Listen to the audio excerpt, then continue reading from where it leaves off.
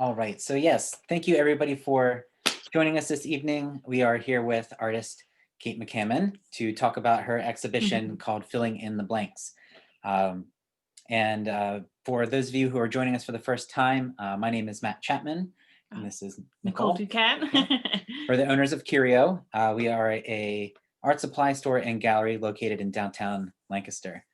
And one of our absolute most favorite things is to be able to put on exhibitions of artists that we feel are really making truly important work or really interesting work, paintings, drawings, photography. I mean, if you're making it and you really care about it, like we want to see it and we want to share it with everybody.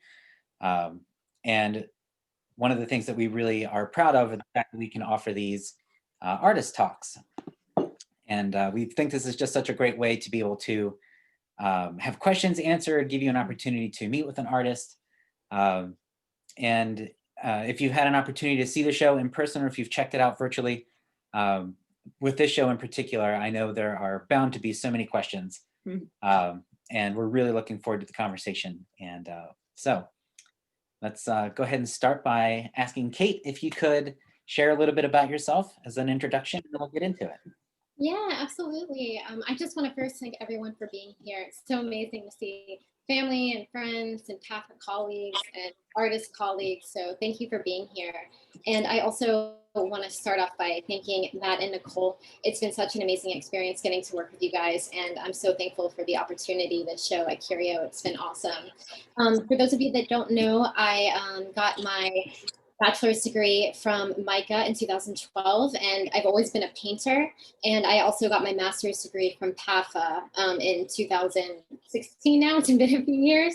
So since then, I've been exploring painting and other modes of making painting and using fabric. And my art has always really drawn from personal experience, family history, and narrative. And just recently, it's culminated into this body of work at Curio. Wonderful. Thank you so much. And so let us kind of, how should we begin? So Kate, we have the virtual exhibition up now on our Zoom here, and we're sharing the screen so we can move through the exhibition piece by piece.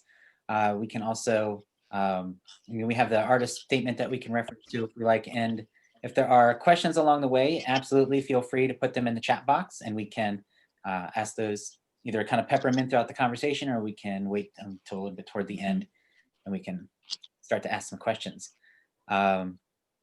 So, okay, I guess I can go ahead and start this off. And so Kate, when people have been visiting the gallery, it's kind of a fun thing because when you approach our space, you can, like, we're just down a little bit off a street level and you can see right into the windows and you can see the gallery wall. And what's been so awesome to see is that people come in because they're intrigued by the work, but when they get close to it, they say, "Oh my gosh, it's fabric." Like they say, "Oh, I thought from outside these were paintings," or and it's so fun to see how, see that sense of like surprise when they get up close to them and then when they realize it's fabric. And people talk so much about the depth that you're able to capture inside them. So let's kind of move through a couple of these pieces. And that makes me so happy because, as I was saying, I always consider myself a painter, but I've been exploring other modes of making paintings, and fabric just naturally kind of fit into that. And I remember when I would go on Fabric Row or I would go to Jomar and rummage through their materials. I would go shopping as if I were looking for paint tubes. So I was really attracted to fabrics that really spoke to me and were synonymous with painting and the painting language. So a lot of this body of work, it uses a lot of sheer fabric. It uses a lot of fabrics that shift in the light and are iridescent to kind of speak to painting. So it's really exciting that people pick up on that. And so how are you, like you're just starting to touch on it, which is great because it was really like one of the first questions that like come to my mind. And like, I met you as a painter. And I've seen you kind of transition into the new way of working. And I'd wonder if you could talk a little bit more about the application process and like if there is a connection between the way that you would build a painting and the way that you're building these pieces. Yeah, absolutely. I usually start with him on the floor, and I will start with kind of a base layer of fabric. And then I'll ask myself, do I want to start subtractively or do I want to start additively? So I'll usually start with the book form, and I'll usually cut out a shape of the book. And I think about how I want the viewer to experience the album and how do I want them to, be invited to open it, or is the album closed? Is the album open and inviting? So I'll usually start with that overall composition, and then I will start to play around with the actual photographs, kind of the more formal components of the piece. And so I have like this whole thing set up on the floor, and I've got all these different photographs around me, and I reconstruct the photographs, take them apart, and that helps me build the narrative. And then I start to apply some of the sheer layers, and it's this amazing dance of deciding what is on the top layer, what is behind, what is in the middle, what is veiled, what is, on the very most top layer with no sheer fabric over it at all. So that's kind of how I build them compositionally, and it ties into the narrative of them as well. Being able to handle these pieces and see them in person, when we were installing the exhibition, as I'd go to hang them, or as we were hanging them, I was like blown away by just how many layers some of these pieces have. And it's great to see them from the back because it's almost like you're seeing it in reverse. You're seeing all the way through to the front in some cases. So it's always a fun surprise to see the backs of them. And then when you flip them around, you're just like, oh my gosh, they're so clean and serene, quiet. And I think that's like, I myself relate that to memory, because I feel like when you think about your memories, they're some of them are polished, or some of them are just like really like snapshots of something. Some of them feel a little faded if they're particularly old, but I wonder if like you really got behind them and like kind of unraveled the story leading up to that memory, if it would be just as like dense and fibrous as the backs of your paintings are. Absolutely. The backs are a whole other painting in themselves. And some of the stretchers are a lot deeper. So you get with some of them more of an intense shadow and layered relationship. But yeah, I'd love to talk a little bit about how this body of work came to be. It happened at the start of spring, so really at the start of COVID, honestly, and it kind of came about from having to readjust to a home studio. And I'd always been the type where I thought that I needed an external studio space to make work. It just kind of helped me mentally get in the zone, to treat it like a job a little bit. But I remember when I was told I wouldn't be able to access my Patha studio any longer, I just ran in there like a tornado, grabbing anything that I could find and anything I could carry, from materials, stretchers, fabric, and photographs and everything, because I didn't know how long I wouldn't be able to use it for. And so it wasn't really until we had a virtual artist talk at PAFA with the painting chair, Al Gurry, and he was talking about giving advice on setting up your home studio. And he had said something like, it doesn't matter whether it's the edge of a table, the corner of a room, set up your studio to where you can see it so you don't forget who you are. And that really resonated with me, and the light bulb kind of went off. And I went downstairs in our basement and set up my materials and actually made myself a delineated space. And that made all the difference for me. So I remember on my first official home studio day, I went through a bunch of photo albums that I had acquired from my mom over the years. And my mom has made albums for me and my siblings, and I'm one of 5, so I don't know how she did that. But I had these stacks of photo albums, and I remember my goal was to just kind of pick back up where I left off before the pandemic and to continue the series I had been pursuing at the time. And my work had, like I said, had always been about personal memory and family history and some events that have happened in my life, and to try to speak to a sense of nostalgia or loss or sentimental spaces. So I just remember looking through these photographs and through these albums and trying to find some photographs that sparked inspiration or would maybe serve as a starting point for a painting.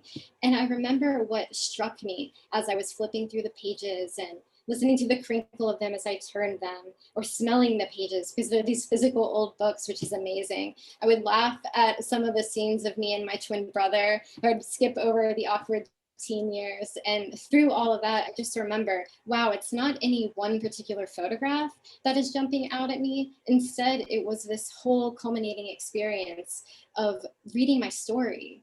And it was as if I got to kind of reimagine my history and relearn my history. There were some elements that I was finding in the albums that, you know, were really unclear, really unfamiliar, distant memories. Some that were so crystal clear, it was as if they happened yesterday.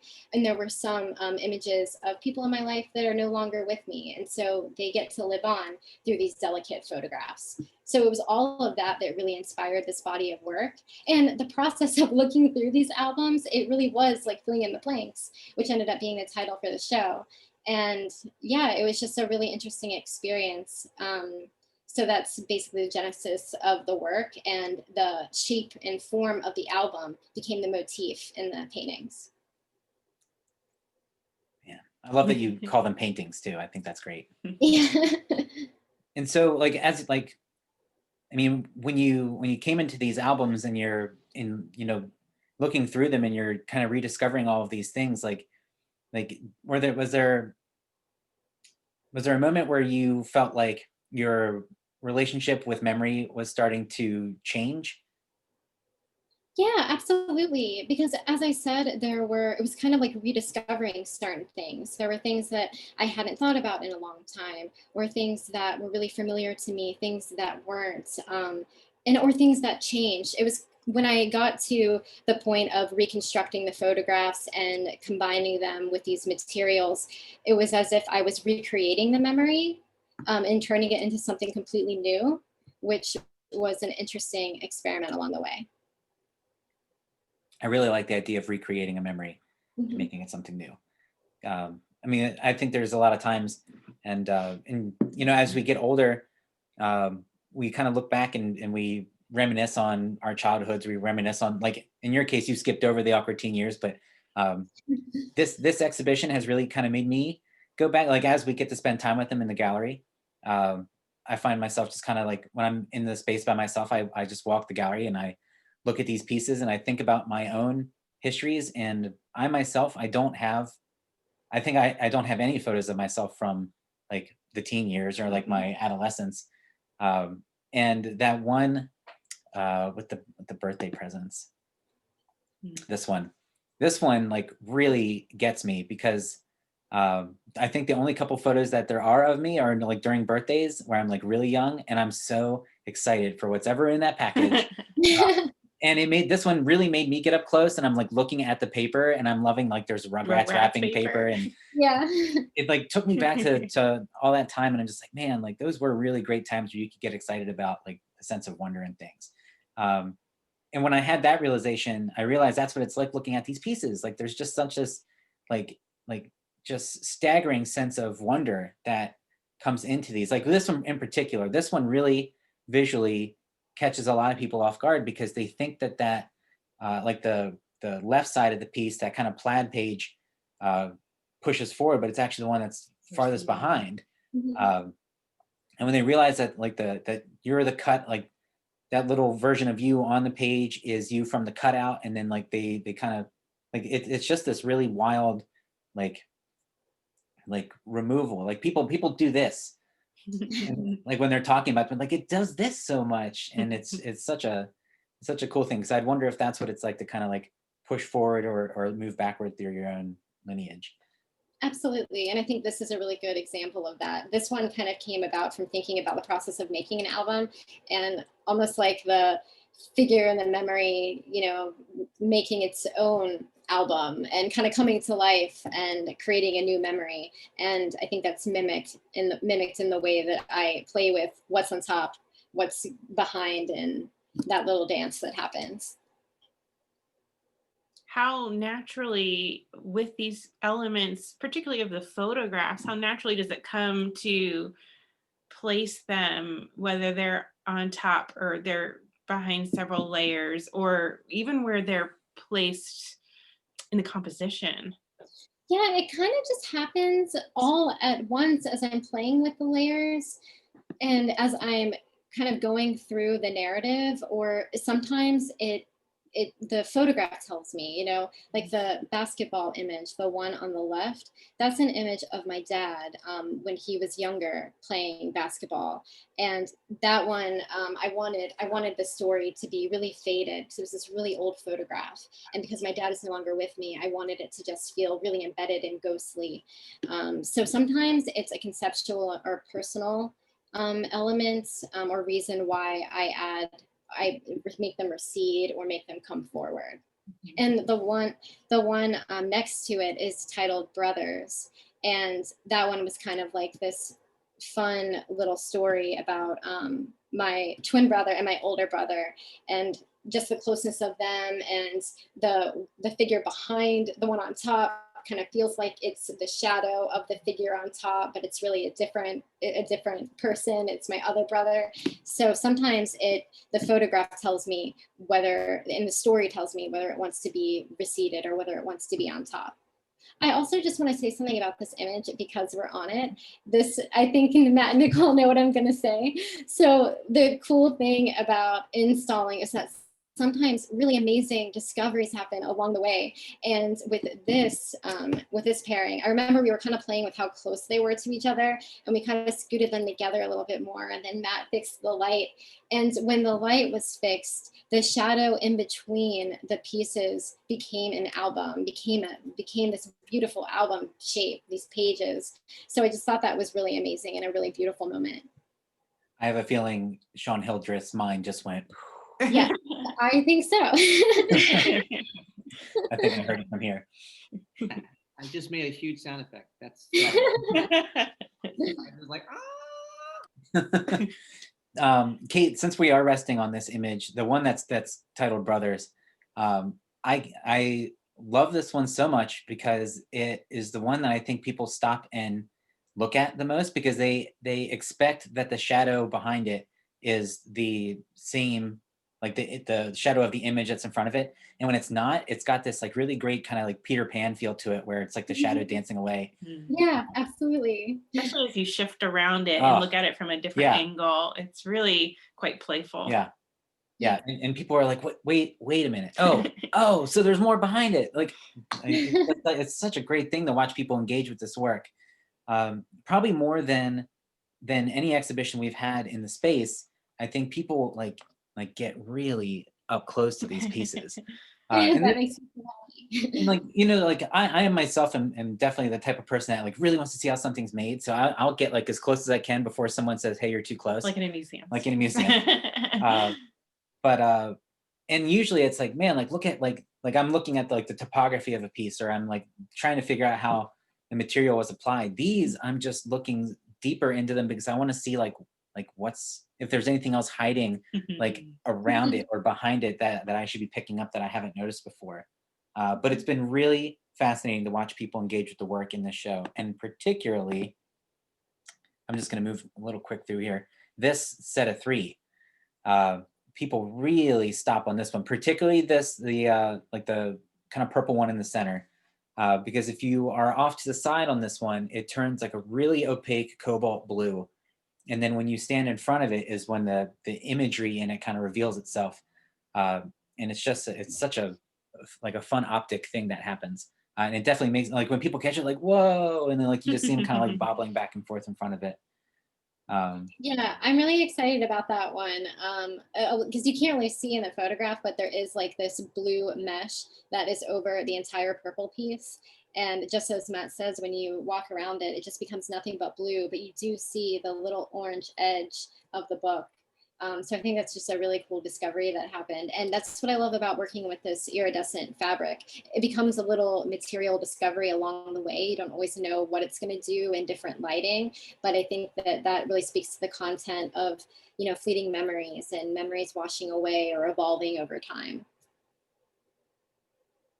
I think that like the way you're talking about selecting your fabrics, I think is often the way that you talk, like you select color too, right? Like, I mean, we associate color with like it kind of sparks emotion or brings thoughts to mind. And I think it's really fascinating to hear you talk about fabric selection in the same way. Like, oh, like this chiffon kind of puts layers of like transparencies in front of it. And the more you put on, the more opaque something becomes. Or this one that we're speaking about now, like if you look at it one way, it's one color, and you get in front of it, then it reveals itself. I think it's really fascinating to just think about how those fabrics can be stand-ins, or not so much stand-ins, but maybe like conceptual elements as well as material elements.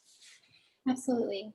With the one on the left, I think that's another good example of that type of material use to speak to the contents.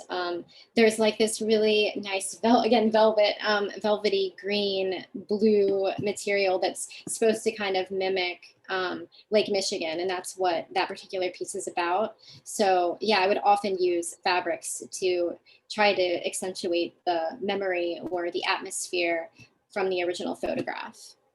Yeah, that piece, particularly when seen in person, and this photograph does a nice job of it. It really feels like a body of water at dusk. And you can see hints of like the light reflection and like the ripples of the waves. It's really, yeah, this is beautiful. Yeah. Kind of pairing Mhm. of the pieces, both the photograph and the fabric. And that real thin line of orange that kind of like breaks the, like it makes a horizon in the picture plane, and then it also matches the horizon in the photo of the page. That velvet almost, I mean, I feel like it's just like picking up the water notes in it. The whole thing is just, And then over the whole thing is another layer of sheer fabric. So that also kind of tweaks the light a little bit and the whole experience of the piece, and does something a little bit different to that velvet. so thinking more about the layers, I see there's a question in the chat box from Aaron that asks, which piece has the most layers and how many? Oh, that is a great question. I know that the one we're looking at has a lot of layers. God, I don't know if I know how many, but also, the basketball one next to Brothers, that has a lot of layers because it's a pretty deep piece. And that probably has maybe 5 layers altogether, maybe. Yeah, I kind of lose track. But yeah, usually they can be up to 5 layers depending on how much sheer fabric I use. I love to use different layers of sheer fabric because it really does something different to the photograph and to the whole feeling. So yeah, I think it might actually be the basketball piece because that figure is just really pushed back and it's like he's not even there. But yeah, that's a great question. Thank you, Erin. And I know this one's been getting an awful lot of attention. And it's back on, like when you visit our space, we have a kind of like a feature wall. We call it a feature wall. It's this 9-foot section where it kind of confronts you when you walk into the space, or it like just commands your attention as soon as you enter the door.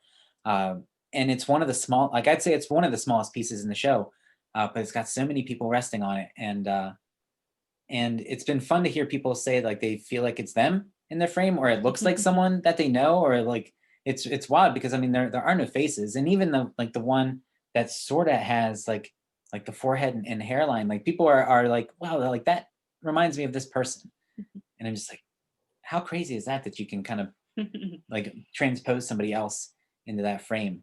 But I think that's kind of what it does when you take away like I think a lot of these do. Yeah. Yeah. With faces hidden, you can almost imagine yourself there or place a memory from childhood or vacation, particularly that piece we were talking about earlier that it's purple but has that sheer blue over top of it, and like the cover of the page is just draped over figures. I'm assuming it's you, Kate, and your twin brother, Kale. Yeah. Even though that's not me or my family, it's like, wow, I feel like I've lived this memory in some way. So yeah, it's interesting that other people pick up on that sort of nostalgia as well. Absolutely. And that was really my hope along the way, because while these are my memories and this is my history, I try to make them in such a way where, people can see themselves in it. And that actually happened with this particular work that we're looking at. My boyfriend's sister messaged me and she asked if it was her boys. And I just loved that, that people can see themselves in the work. It's really special.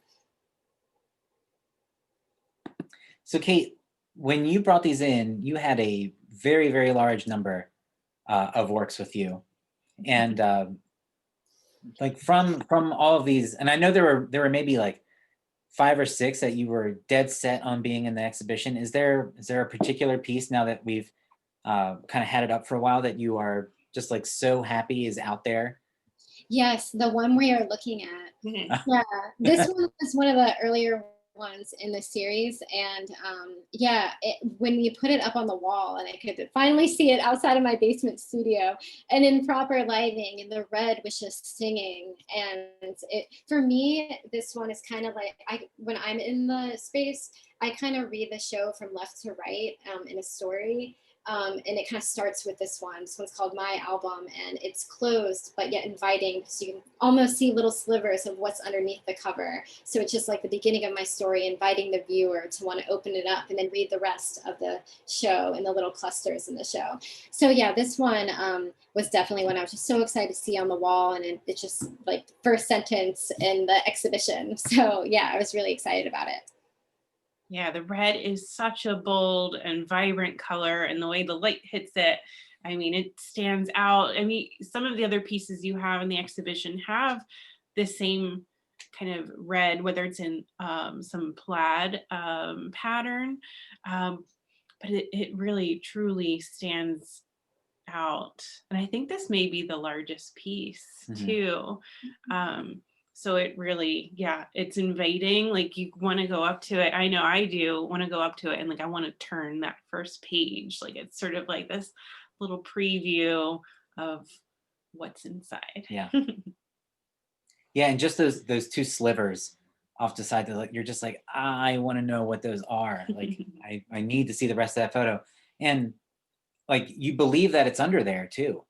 Like, Mhm. and I mean, to the best of my knowledge, that's just a sliver of a photograph, right? Like physically, the material is only about that wide. Right, right. Yeah. So like you totally believe that the rest of that photograph is under that top flap. Mhm. Um, it's just such a I don't feel like I'm being tricked when I look at these pieces, but I love the like the um, I don't know, maybe the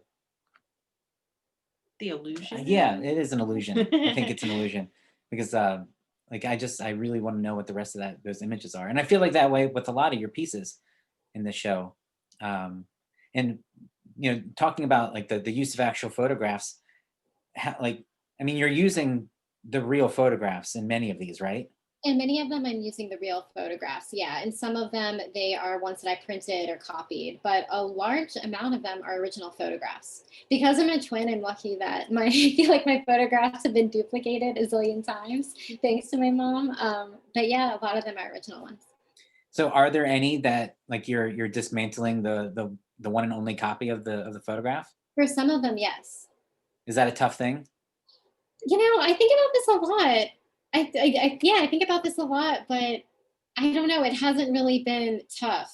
There are definitely some where I'm like, no, off limits. Like I'm so attracted to it, and I might, have that inkling to want to cut it up and reconstruct it, but I just have to keep it away from me because I know I might regret it. But no, it's. I just am so passionate about this body of work and what it's speaking to and how personal it is to me that it feels natural in a weird way. Wow. I agree. So Emily just put in the chat says that's brave. Yeah. I'm right there with Emily. I totally believe that's brave. Mm. 'Cause I know like I feel like photographs now, like when you like we don't get photographs printed on those little like what are those like 4x5, 4x6s? Yeah. Like I mean we used to. We used Little to pocket with negatives. yeah, the little You pocket could with negatives. recreate them again. Or you'd go get that like the uh, disposable cameras from like CVS and you go get them developed, and it was always so fun to see what you got.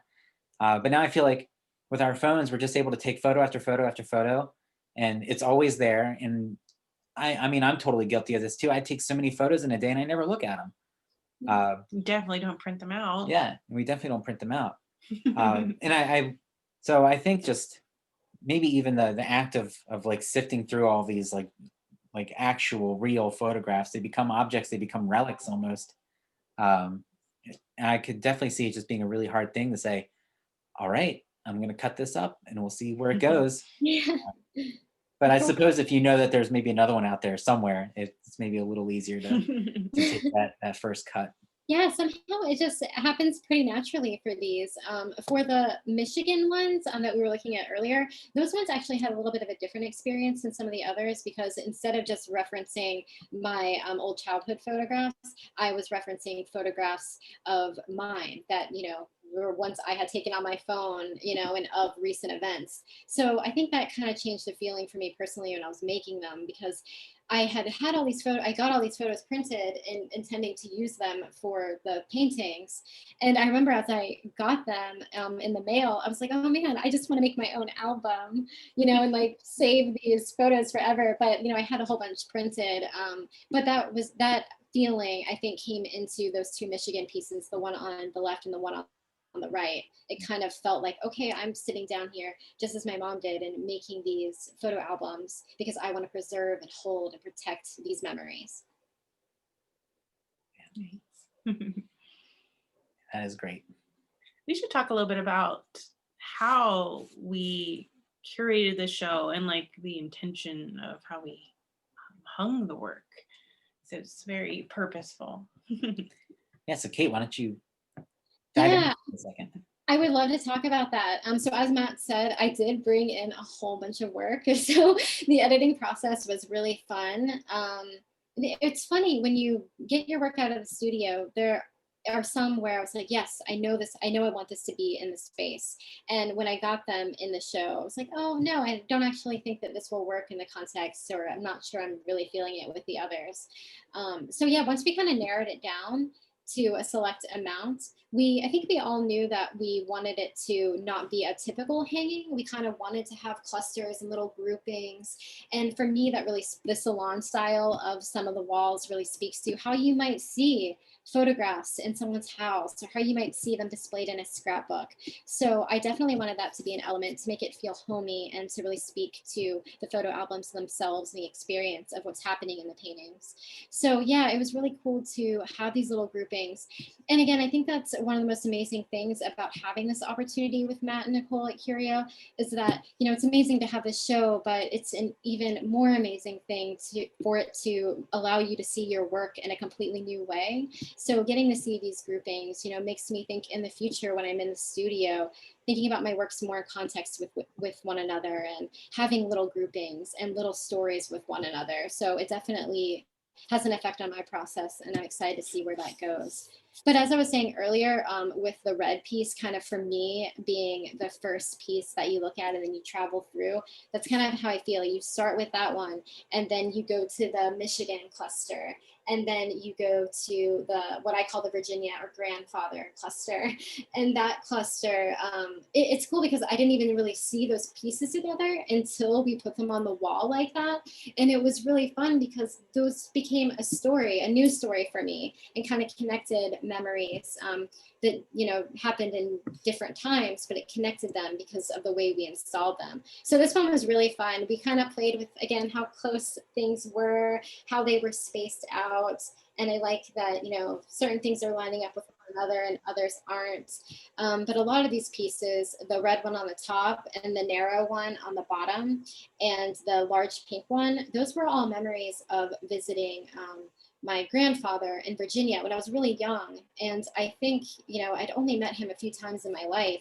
So I don't remember him too much, but there are certain things that I do remember about those visits. I remember the wallpaper of the kitchen, and I remember the warm feeling of the light from the kitchen lamp, or the chess set. I remember certain things like that. It's funny how you just remember like really specific details, but you might not remember all of the people that you met while you were there. And so that's why in some of the compositions, the figures are kind of silhouetted out, and other things are a little bit more prominent. But yeah, this was a really fun cluster. And then you kind of move to the basketball and the brothers. And then you end, for me, how I would travel through it, then you end with the birthday.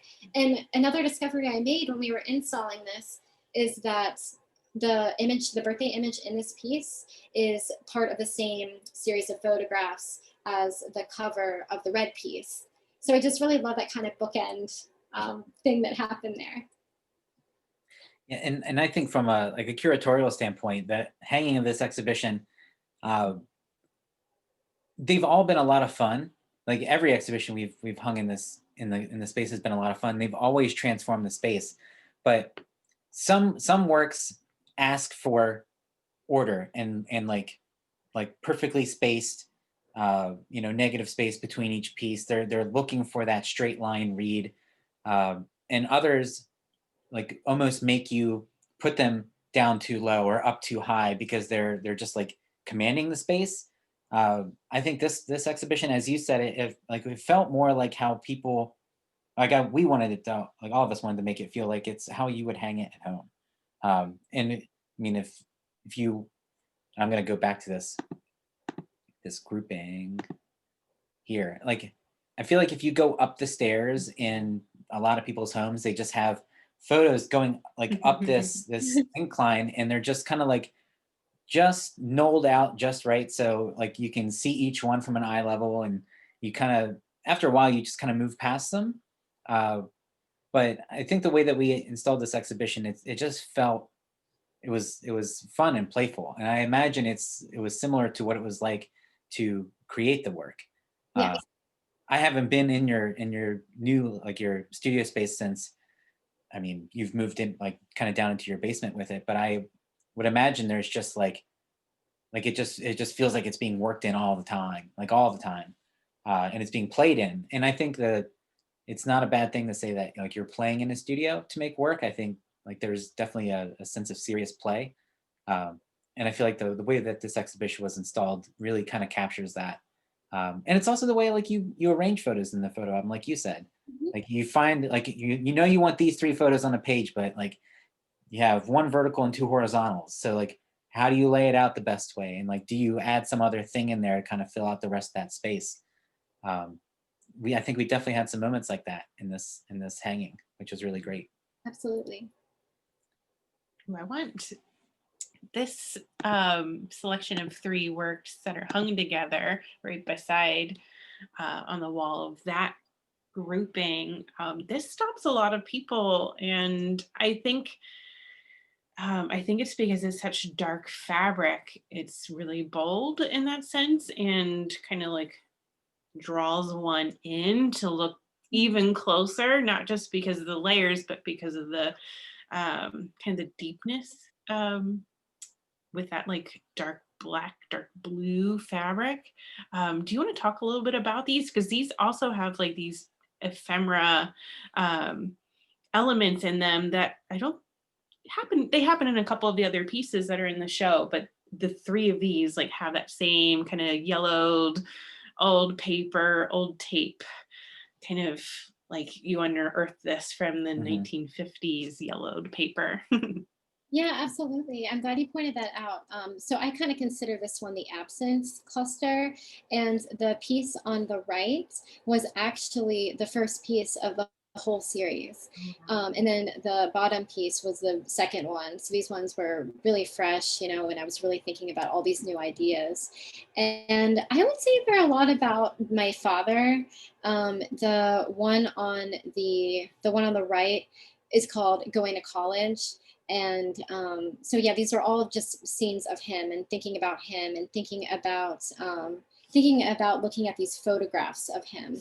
The one on the top, that one is called From Before. And so I have a bunch of photographs that I've gotten from family of him from before I was born. So it was just kind of an interesting experience to just see a different side of him, before he was my dad, and to kind of see, the different memories that he created and the different things that he did, and to look at it from my lens now.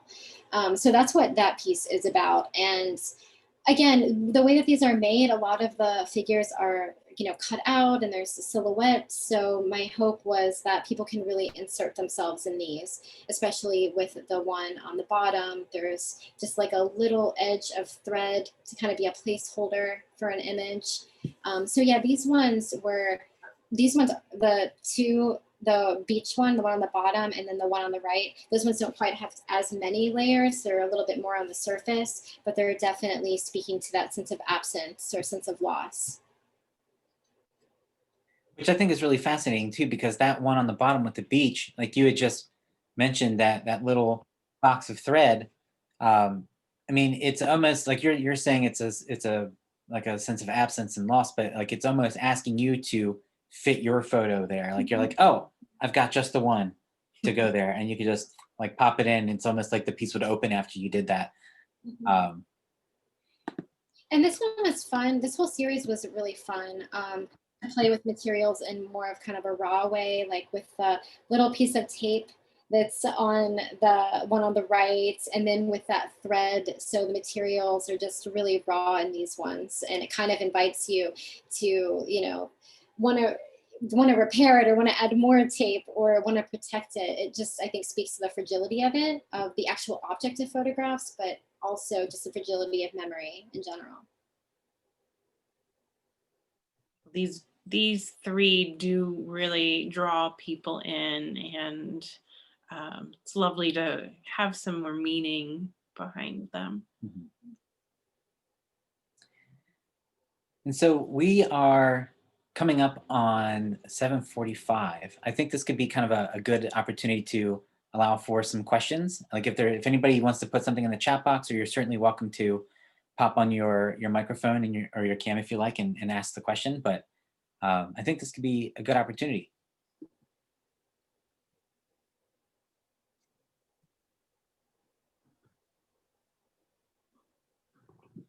Hi, Kate. I have a question. Can you hear me? Yeah, hi, Ellen. Hi. Did you work on fabric like as an undergraduate or in high school, or Yeah, that is a great even history question. of that? Yeah, absolutely. So it really wasn't until my second year of grad school where I started experimenting with other modes of making painting. I went through so many different phases at PAFA. I remember at one point my work got a little bit more sculptural, and I was thinking about hard materials in relation to painting. And then I just kind of stumbled into working with soft materials, and that led me to fabric. And I really didn't know anything about fabric. And I don't know that I really do now either, because I just think about it so much like using paint. But that's really what happened. I was, I guess I'm just trying to backtrack and think about my time at PAFO when I stumbled into it. My work had gotten a little bit more formal, and I was really thinking about material. I was kind of obsessed with thinking about material and how they were made. On kind of a formal level. And so, yeah, there was a lot of experimentation, and a lot of my earlier fabric pieces were about investigations as to how they were made. So I would kind of strip the fabric, I would manipulate it in a lot of different ways. For a while, the image wasn't even in the work any longer. It was really about this material story. And then slowly the image started to come back, and the story and the narrative came back, and the fabric was more of a painting tool to speak to a particular narrative. Does that answer your question? Yeah, thank you. And I want to see the back of your paintings now. Yeah, I know. I should post them or share them. They definitely have a whole other story for a lot of these. Like yeah, like you flip one of like it could even be one of these, like these really dark ones. You flip it over, and there's some like bright blue and purple, like yellow stripes, Yeah. like Crazy fabric behind it. You're like, where does that even come from in there? And then you flip it around, and you're like okay, I'm getting the purple notes from it. Okay, that's working.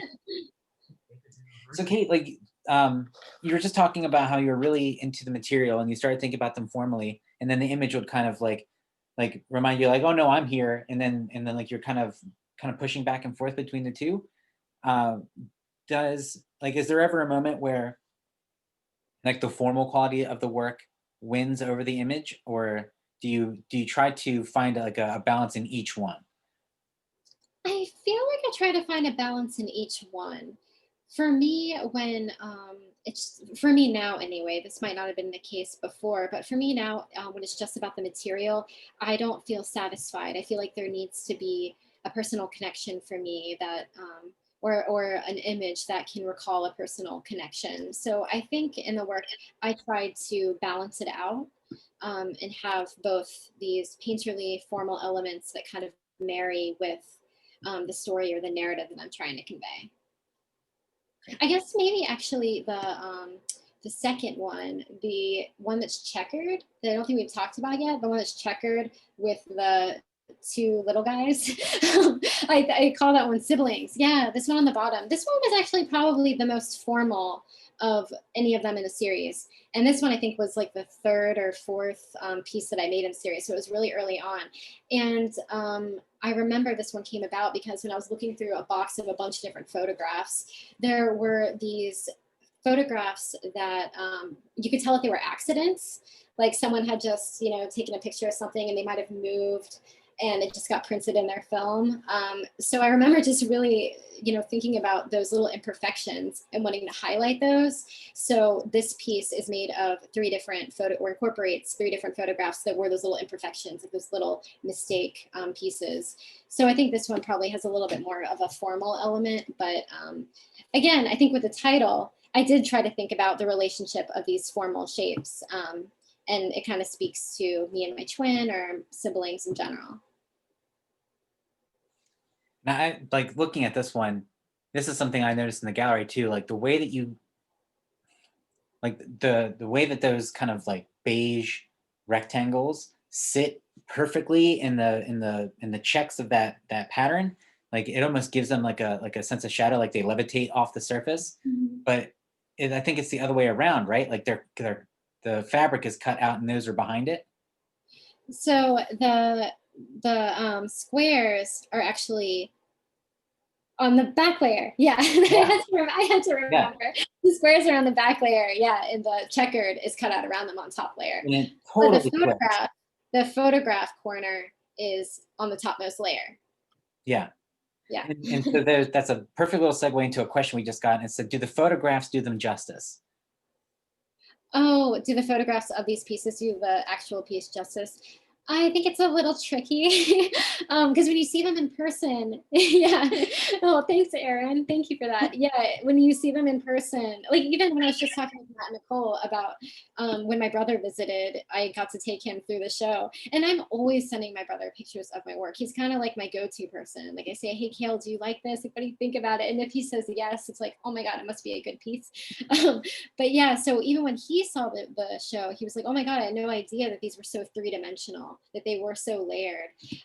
So yeah, it's definitely a little tricky working this way, but I think that's one of the cool things and really magical things about getting this platform to share the work is that, I hear from Matt or I hear on social media that, they see the work and they've made all these little discoveries that they didn't know about it from seeing it online. Like the resounding comment that we hear from a lot of visitors is about the depth of the work, and it really changes as you shift side to side, or just how the light hits it. You really get to see the nuances of the layers of fabric and the placement of the photographs and kind of the playful shadows that are happening. So the photographs are beautiful, but to see the work in person, it's like transformative. Yeah. Definitely. And as far as photographs of artwork go, these are really well done. I mean, Thank you, Kate. Yes, thank you, Kate. And it's something really important. And I think a lot of artists, including myself, sometimes struggle with like, how do we photograph our work? Particularly when the work has so much subtlety, has so many nuances. The materials might, like in this case, like once you understand how this one's put together, it kind of like messes with you even more than looking at it right now. But it's a really tricky thing to photograph artwork that I think really thrives on the face-to-face meeting that it has with the person viewing it. But I mean, as far as photographs of artwork goes, these are like top notch. I really appreciate that because Seth knows I am always struggling to take photographs of my work. It's impossible, especially, with the light in our apartment. I remember for a while, the only place where I could get good light, it was in our bathroom. And so I would haul my work up our spiral staircase and just nail, there's so many holes in our bathroom wall because I'm just constantly trying to get the right light. But yeah, it is definitely tricky and I've worked really hard on those. So thank you. Just use the spot correct tool and get rid of that toothpaste jar, like a toothpaste that's sticking up in the bottom of it. Yeah, we totally get that. We all do stuff like that. It's so funny. So Kate, Emily dropped a question in that says, do your siblings like to weigh in with suggestions or shared memories?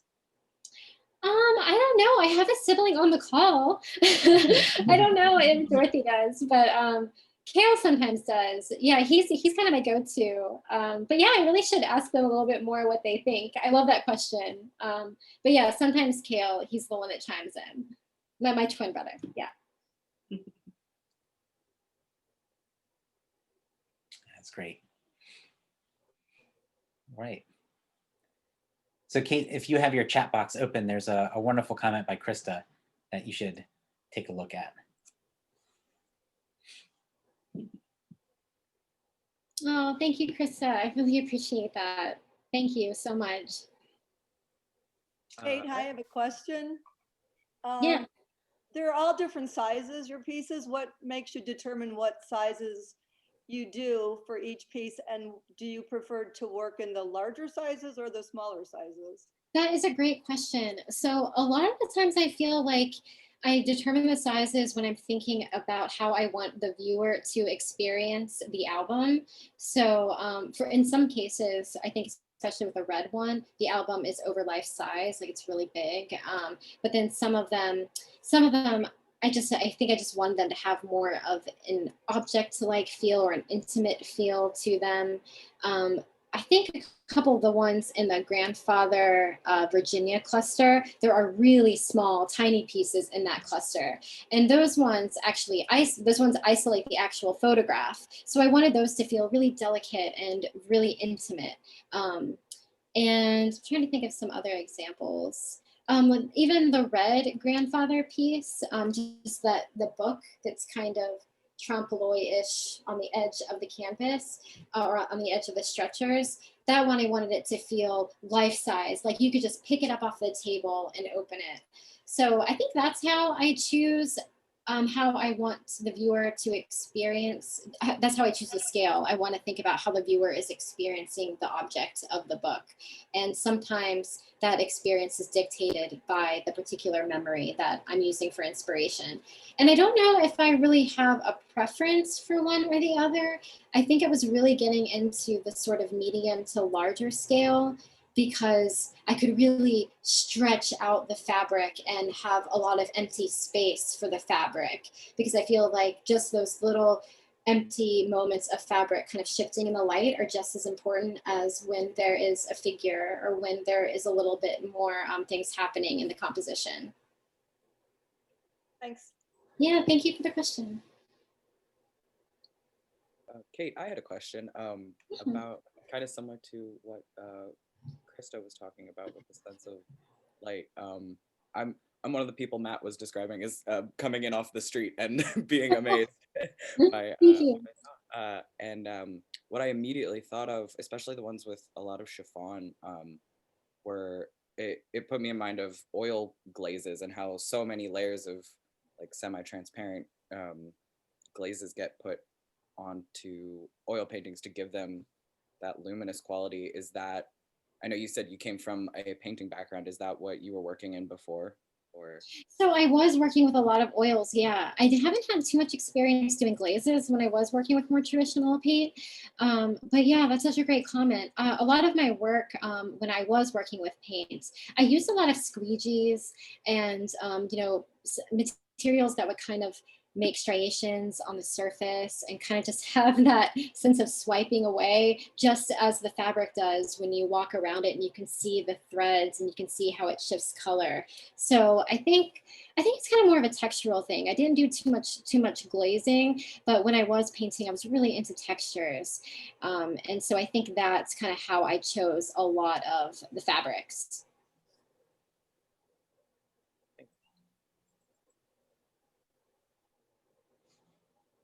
Are there any fabrics, this is just out of curiosity, are there any fabrics that you have like used up and like you're kind of like saddened that you can't revisit a certain color, certain pattern or particular fabric?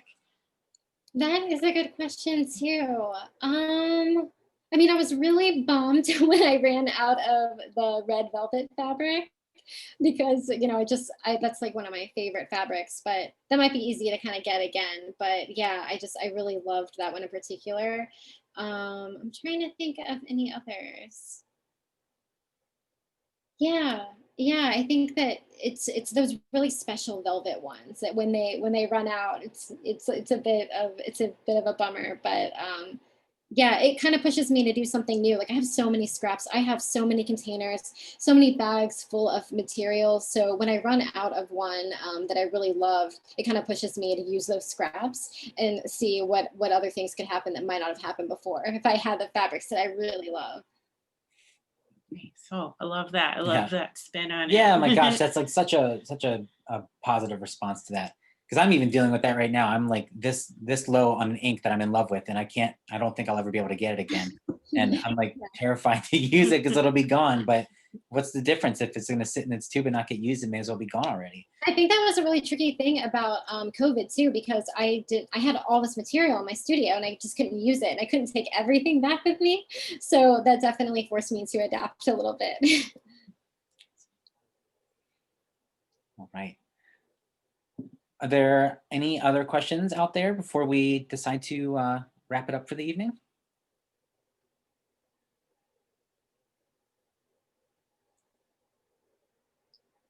All right. If you find yourself with a question, you can absolutely, you're welcome to email it to us, or you can get in contact with us through our Instagram, and we can make sure it gets to Kate. Or you could most likely ask Kate yourself if you hop on Instagram and check out her profile. It's an amazing feed. I mean, Instagram's wonderful that way. It's like a little gallery in your pocket. You can go to a museum every day. But well, if you haven't seen the exhibition in person and you want to, the show is up through January 30th, which it's always a little bittersweet when a show comes down and a new one is about to come up, but we loved living with this work for 2 months now. So it'll be up virtually as we kind of went through slide by slide, but also in person. Yeah, if you want to see it for yourself. Yeah, and certainly come see us. We are taking everything very seriously, and we make a really safe environment for everybody to feel like they can enjoy the work peacefully and respectfully. So yeah, come see us and say hi. But Kate, thank you so much for your time this evening, and thank you for everybody who came and spent your time with us tonight. It's been so great to see so many wonderful people in this little list of attendance. It's really great. It makes us feel like what we're doing is like really working. And I think it's awesome. And for this exhibition, Kate, like this is like, it's just, every one of them has been just so staggeringly different and beautiful, and this one is absolutely no different. So it is, just as Nicole said, it's gonna be bittersweet to have this one come down soon. Well, thank you guys so much. I really appreciate everything you've done, and I'm so thankful for everyone that joined the talk tonight. It was really great to see everyone. Yeah, judging by the